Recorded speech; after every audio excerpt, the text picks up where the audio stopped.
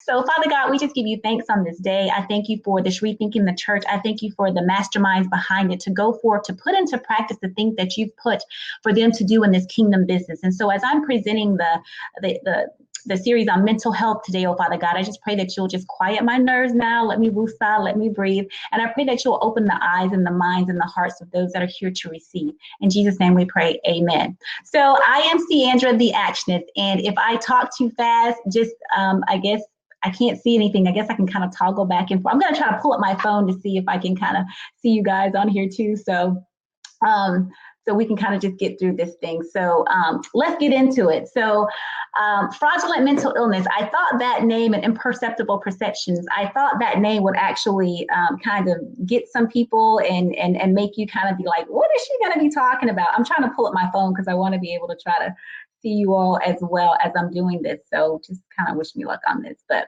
so let's get into it. How many times have we as a people gotten ourselves worked up because, you know, we don't know what to do in certain times when like this crisis has happened now, and we don't really know how to exercise our faith sometimes in these crises that we have.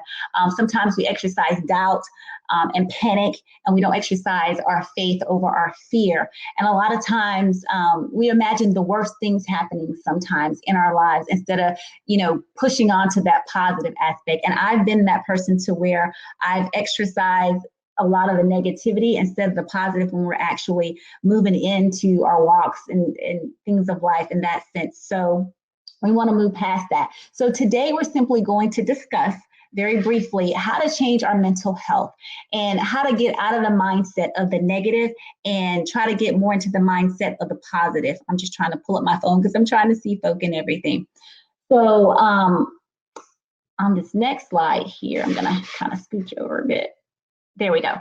So on this slide, I'm going to give you some statistics and things that's actually going on here in our world. And as you're looking at some of these slides, I want you to think about what you're actually reading. And with that being said, with this slide, I don't know if you knew it or not, but mental illness, hear me clearly, mental illness and mental disorders in the world of psychology and the world of science, they cannot be measured. Now, you might be saying, what are you talking about? It's true. And I'm not making this stuff up. This is stuff that's out here in peer review articles by the APA itself, by other doctors in the field of psychology as well. And there's resources and things at the end of the presentation that you're going to be able to see for yourself. So the DSM manual, which is called the Diagnostic and Mental Statistics Manual of Mental Disorders. And if anyone has ever seen a therapist, been to a psychologist of anything, you're going to know that there's a box, there's questionnaires and things that you actually answer to be categorized and given a diagnosis as to what's going on with you, with me. I am a 20-year veteran. I've served in 2.5 world wars, and I say 2.5 because when I entered into the military, I was coming in on the tail end of Desert Storm. And then I actually served and was deployed and served in Operation Enduring Freedom and Operation Iraqi Freedom, where I served in a medical component there with that. So next slide here. And these slides are kind of funny too. So there's one word that made the last slide that you just saw and the slide that you're currently seeing false. And that word is illness, because mental health is not an illness. It's not a disorder, right? I want you to understand that. I want you to hear me clearly. There's people that's coming out the woodworks now, and they are going against their actual professions. These are dual certified psychiatrists, clinical psychologists, and things of that nature, people that can prescribe medication, the psychiatrists can, and they're now taking a step back to rethink what's happening actually in the world of psychology for people, me and you alike. Now, in the military genre, we are the most misunderstood and misdiagnosed people in the face of mental health when you think about mental health, because my eyes have seen things that a civilian eyes have not seen. So therefore, my perception of things are going to be completely different than those people that have not experienced war, than those people who have not experienced the trauma of war. Because you can have trauma without going to war. You can have trauma without being a service member, serving our great country. You can have trauma. We've all had trauma. If you've lived, every living, breathing person on the face of this planet has experienced some type of trauma. And it doesn't have to be something so grandiose that we're thinking like it's been, the death of a loved one, or you've been sexually abused, or, and things of that nature. It can be something as me, losing my pet, my dog died. And how do I handle that? What are the perceptions that I have about the death of my dog? Because I'm going to tell you, some people may be okay and kind of move past it, and people say, oh, good on you, you're strong, you're so good. And then other people might have a complete breakdown of it, right? So with that being said, this next slide is about, did you know about the happiness thing? And it's going to kind of give some perspective as we kind of go on with them in the presentation. So this whole thing about mental illness, this whole thing about having a disorder and being diagnosed by the parameters that our world, that the Psychological Association has now garnered to say that this is the Bible, this is the truth, this is it, is not so, right? And I'm going to tell you why. So when we are diagnosed by psychologists, psychiatrists, or whomever, they are using different scales. They're using scales, something called the Likert scale. They're using like the Myers-Briggs test, for example. These scales basically say like how do you strongly agree? Do you strongly disagree? You're neutral. How likely are you to select a 1, 2, or 3? Those types of things. It's a measuring tool, and it's done in good faith and good science, I guess, to try to get an understanding of what a person is actually going through. So this whole happiness research, and this is like a real study. You can check this out, but you have to think about happiness in terms of what makes me happy may not necessarily make you happy. And so when you know that, like a Black person and a Chinese person may experience happiness completely different. A child and an adult may experience happiness completely different. And what I may call happiness, you may call joy. What I may call joy, you may call sadness. So it's all about the perception. It's the constructs of it all.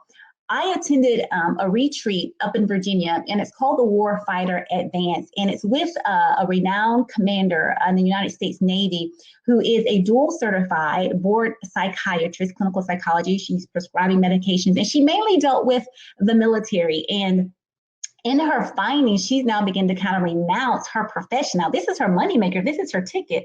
So for this lady to come out and say, hey, the stuff that we've been doing and medications that we've been prescribing for people, we may not be really helping them. We may actually be hurting them.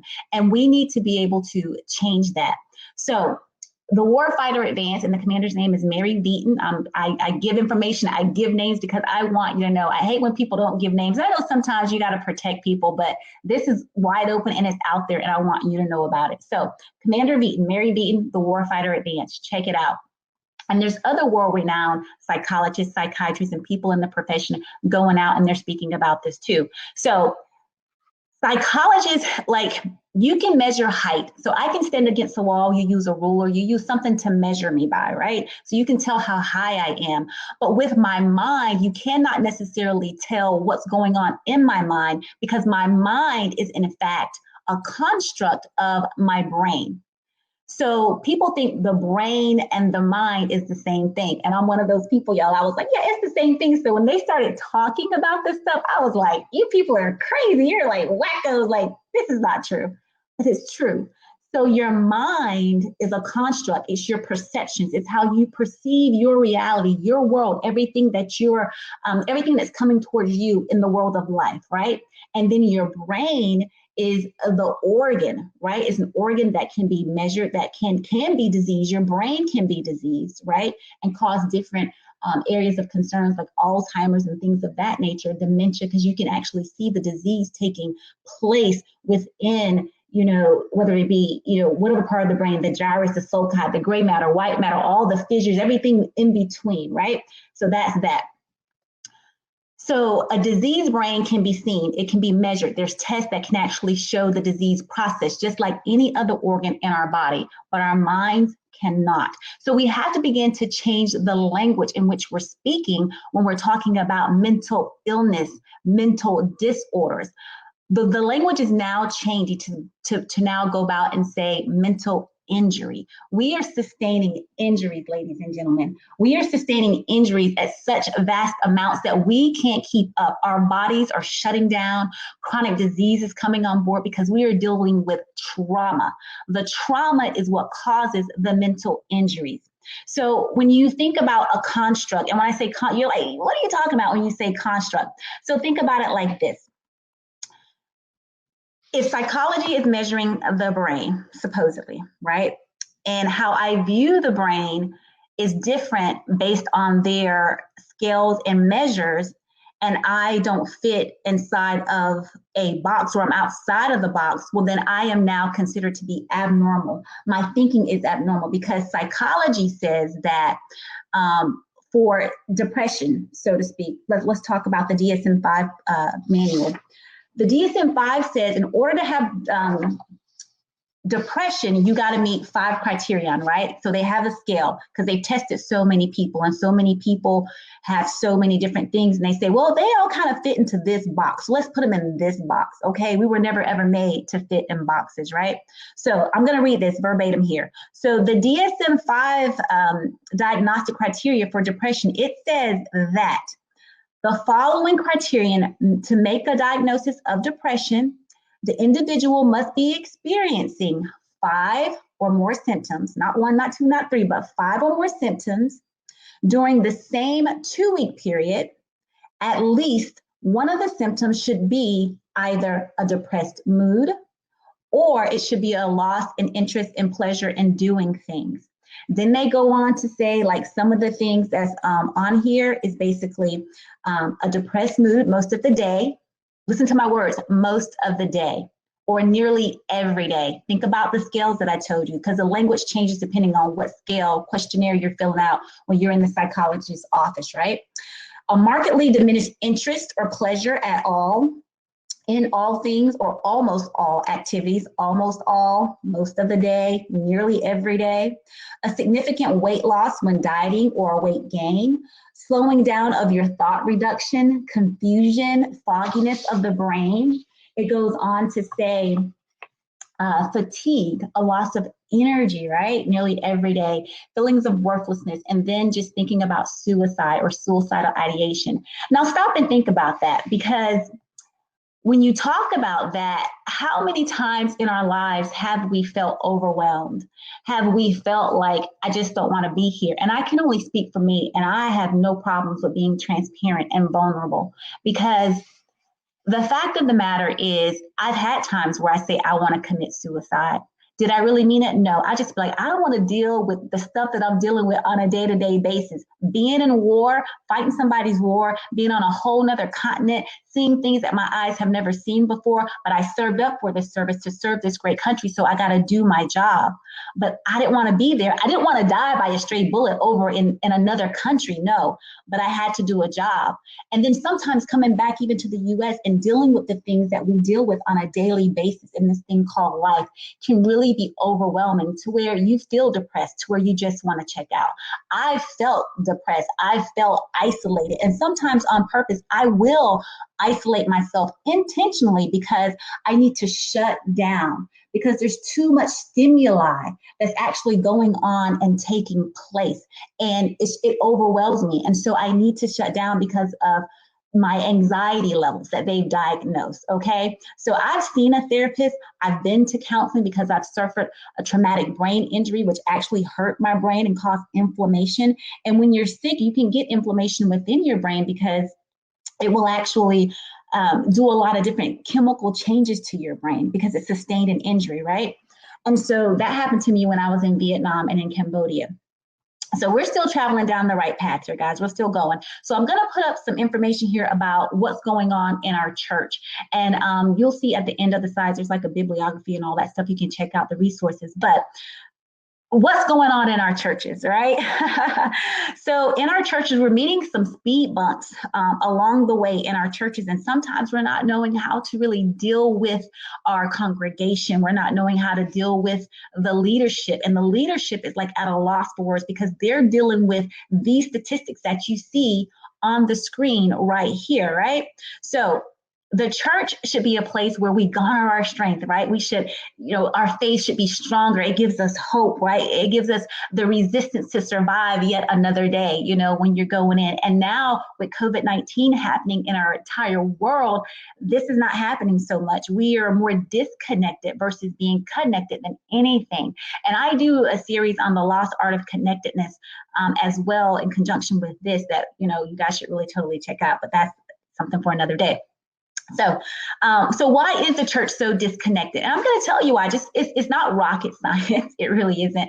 The church is disconnected because the leadership, our pastors, our bishops, they are overwhelmed and they are not willing to be transparent and vulnerable. Now, this is nothing to say about them because at the end of the day, we are all human beings. We are all trying to, live this life and muster on and do what we need to do. And so sometimes they have to have healing and growth from the traumas that they've received in their life in order to be transparent, in order to be vulnerable, right? And so pastors are now committing suicide at rates in which we just don't want to see. These things should not be happening, not for pastors and not for any person, right? We want to save lives, not hurt and harm people, right? So the call that God has placed on our leadership, on their lives, could be so great and so overwhelming. They feel that they don't have a safe place and space to talk to somebody, to really confide in someone, to let them know what they're dealing with in their own lives.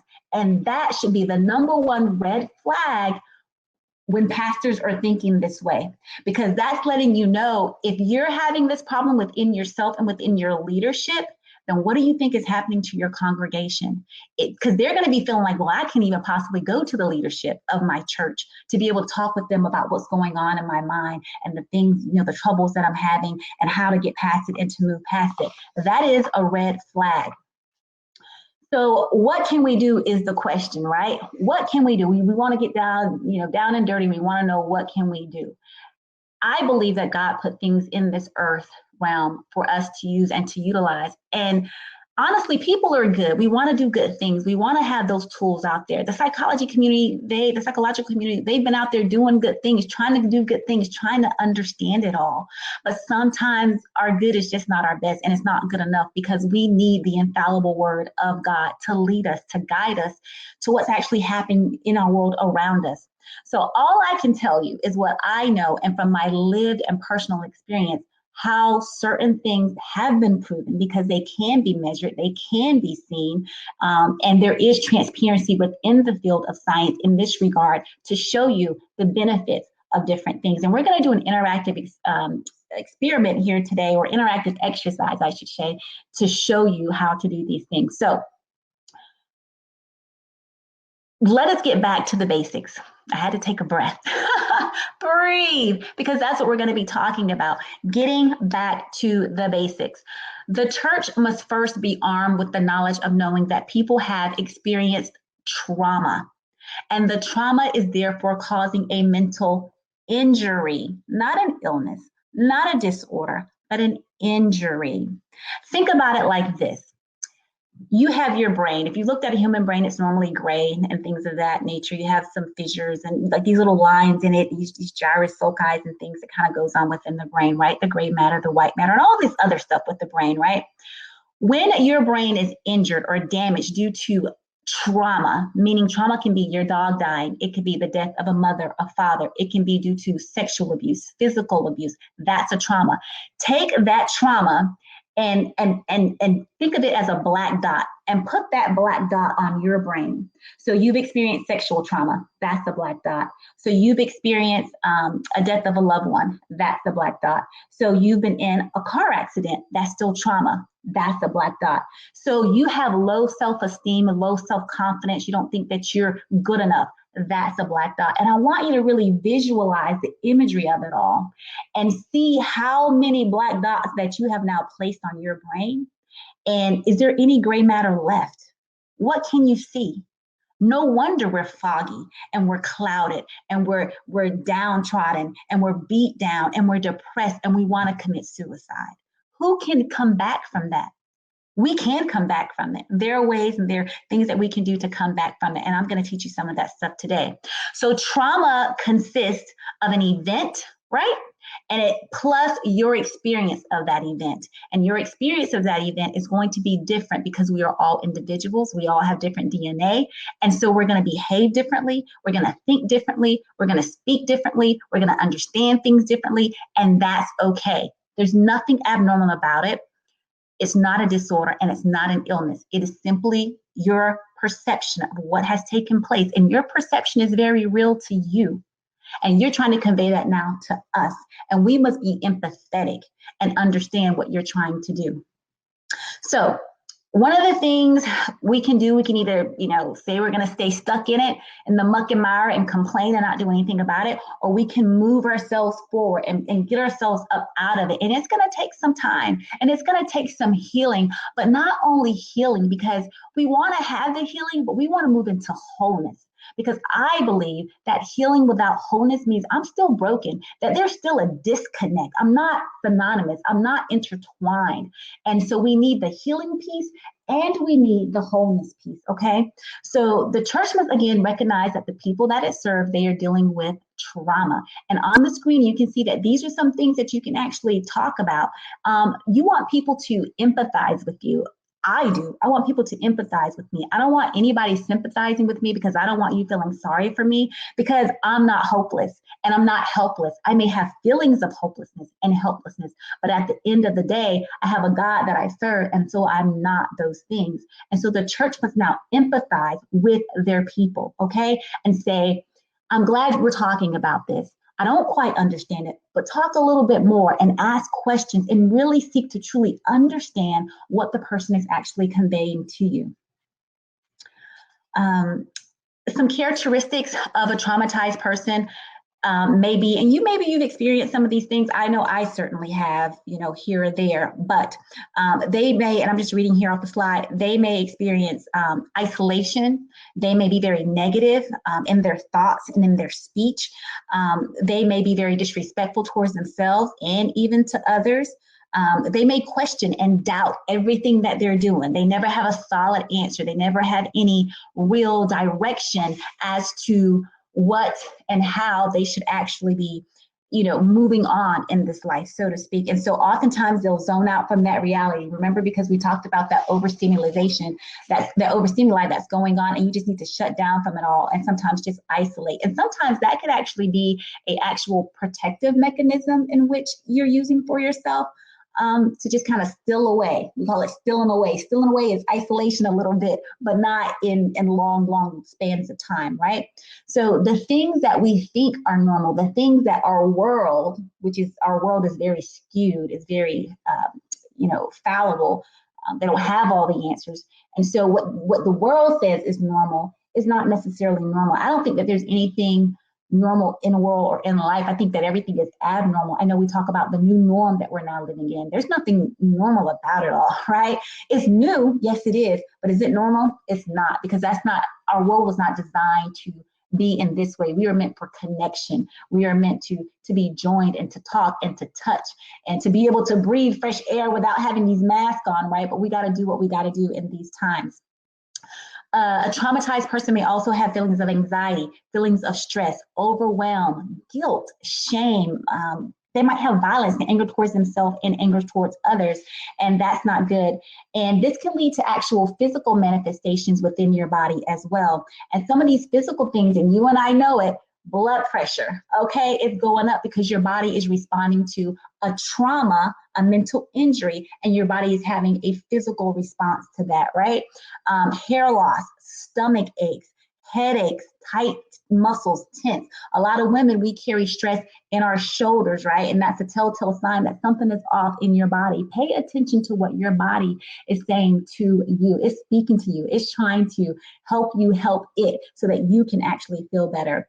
Some of the behavioral reactions of trauma and mental injury could be difficulty falling asleep, or simply insomnia where you can't sleep at all, or you're sleeping too much, crying, you're irritated, difficulty in relaxing, difficulty in accepting help. And if you're anything like me, that's one of my things. I have difficulty accepting help because I never know what somebody wants in return. I always think that there's an ulterior motive, and y'all just pray for me because I'm asking God to help me with that, right? We're a work in progress. I'm working on my healing and I'm getting to the whole part, okay?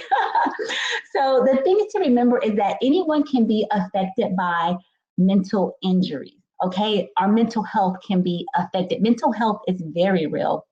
And we want a healthy aspect and dimension of our mental health, not mental illness, not mental disorders, okay?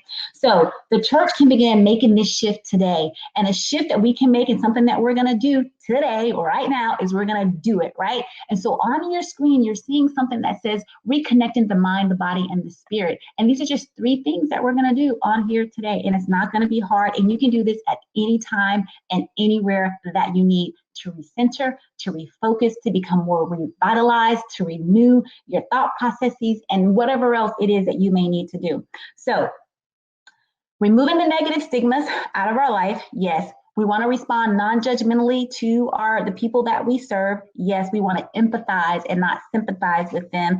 And we want to give them things like on this screen that we're going to practice today to do in order to help them. Here is something. It says, here's the thing. Everything in your mind has an equivalent reactions from the cells in your body, meaning that physiological response. And we know in the Bible, it says, life and death is in the power of the tongue, right? So whatever you're speaking is the thing that you're actually thinking about. And that can change your entire physiological persona of things, right?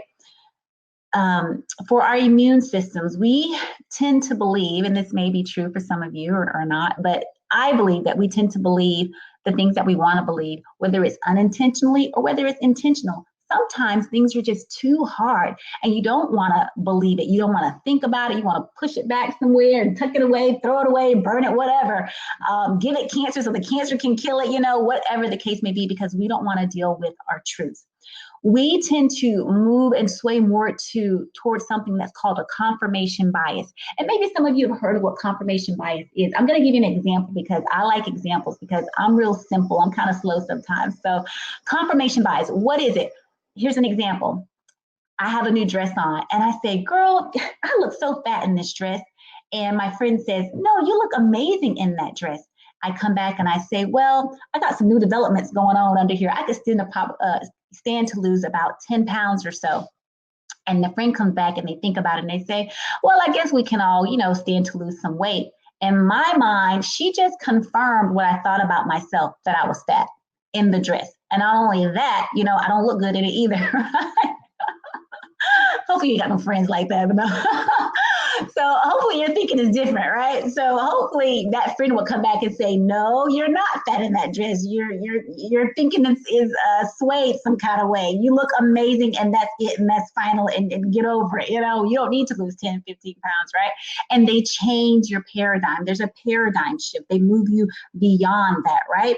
So what we're going to do right now is we're going to work the process because we want to get into practical measures that can actually help you help yourself, help your mind heal and go into the wholeness part of it, help your heart and your internal organ systems help. There's one thing that we all have in common is the parasympathetic and the sympathetic nervous system. Our breathing is on the autonomic nervous system because we breathe automatically. No one's sitting here saying, inhale, exhale, inhale, exhale. Who has time for that? If we were all sitting here thinking about how to breathe, we could do nothing because we're just trying to breathe, right? So the parasympathetic and the sympathetic nervous system, that's your fight or flight. And today we are fighting. We are not running. We were given an armor for our front side and not for our back side. So we're going to walk into this thing together. If I got to hold your hand, I got you. Okay. And we're going to get it done. All right. So Before we get to the interactive exercise, there's two more things that I want to share with you. And that's just talking about some of your wellness toolkits, right? So just like we have a first aid or emergency, kit, like in our homes or in our cars or in our offices or whatever, you get a cut or something, you have a Band-Aid, some gauze, and maybe bacitracin or something to put on there. It's going to be the same thing for our mental health. On the slides at the end, you're going to see some of that. You'll have those tools, but it's a first aid kit for your emotions. And I think that was like so cool on the website that I found. I checked it out. I vetted it. Very, very good. And I was like, duh. How did I even think of that, But yeah, a first aid toolkit for your emotions. You want to help also to eat a balanced diet, drinking water, and you want to do some body movement. Now I'm saying body movement, but what I'm really saying is exercise, get moving, okay? I know you're like, don't say that word, exercise. No. But we got to exercise or body movement, okay? So I don't offend anyone.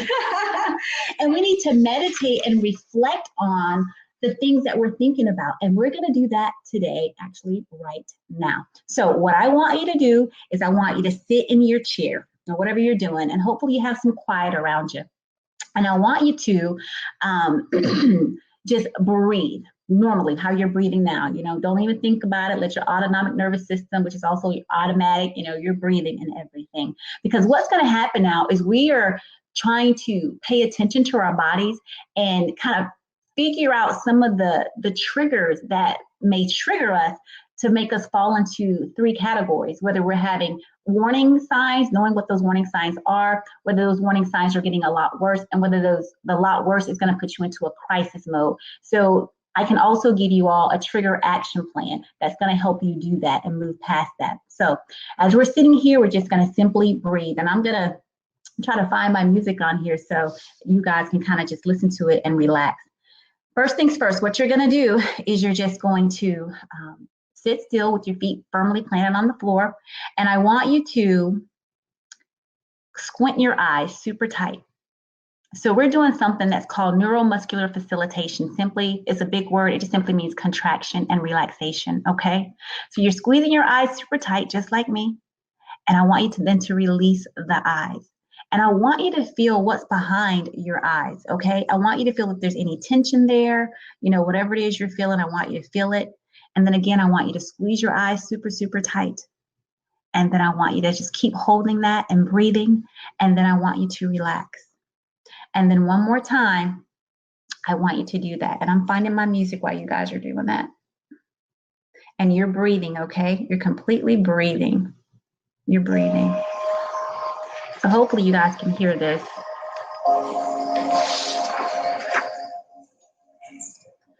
So the next thing you're going to do is you're going to bring your chin to your chest.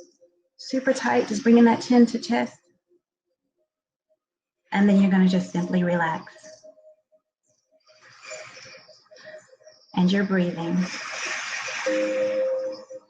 And you're breathing. Again, you're going to bring that chin to chest. You're going to hold it there. And you're going to relax.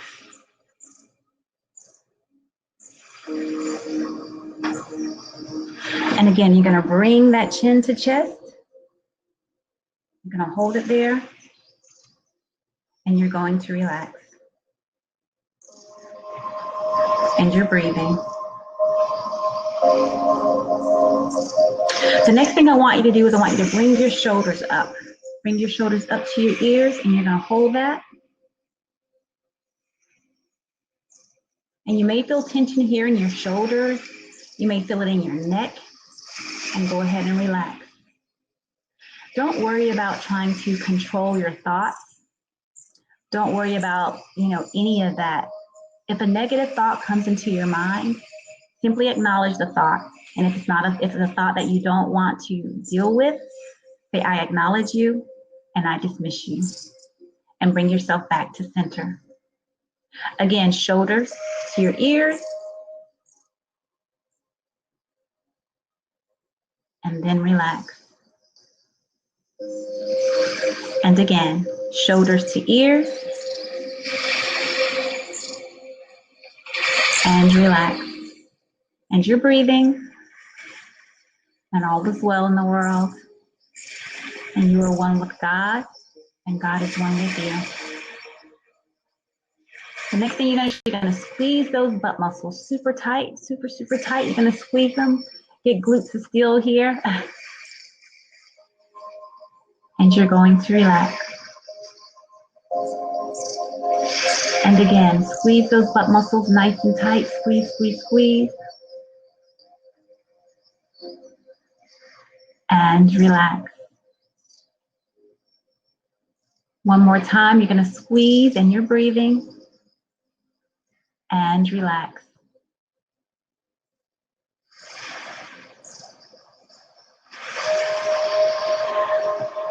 Now you're simply going to push your feet into the floor as hard as you can.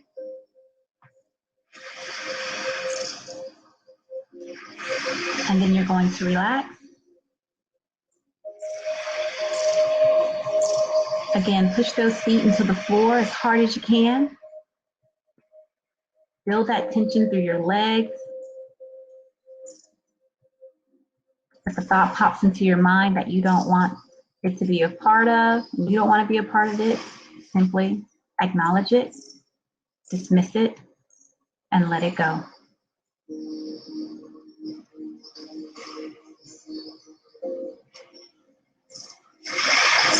Now you're going to simply curl your toes, squeeze them super, super tight. Just really curl them, just bend those toes. Squeeze, squeeze, squeeze as hard as you can. And then relax. And again, squeeze those toes nice and tight. Hard as you can. And then relax. And one more time, squeeze those toes as hard as you can, tight as you can. And then relax. And you're breathing. And all is right in the world. And all is right in you. You are more than enough. You've always been more than enough. There is nothing abnormal about you. Your prophecies, your mental injuries, your traumas, your healing, and your wholeness all belongs to God. He has you in the palm of his hand, and we're breathing. And he loves you, and so do I. Think in your mind now, I am more than enough, and I have the capacity and the wherewithal to do all things, to be all things, and to know all things, because I am made in the image and the likeness of God. And you're still breathing.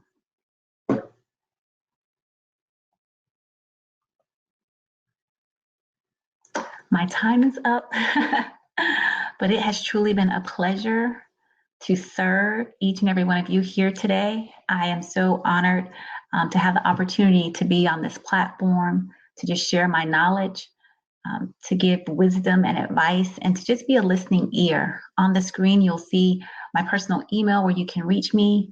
You can see my organization, which is Inspired for Purpose, which is a people first organization. We live to just work for the people that we serve, because we believe in the gifts of help and servanthood leadership. And so that's what we do. We get you clear about your fear, and we move you forward into action by helping you understand who you are in God, who you are in yourself, and get you to achieving your goals. So if there's questions, you guys can totally put them there in the thing. I think the time is up, but you can definitely email me at theactionist2013@gmail.com, and I'm happy to respond. You can connect with me on my website at www.inspiredforpurpose.com, and I am happy to be of service to each and every one of you. So I pray that you all enjoyed the presentation, because I certainly enjoyed giving it. It was a little bumpy there at the beginning, but definitely use the mindful meditation techniques, the breathing techniques and the neuromuscular facilitation of the contracting and relaxing. And you can do this from head to toe within your body. So thank you so much. God bless and love and light.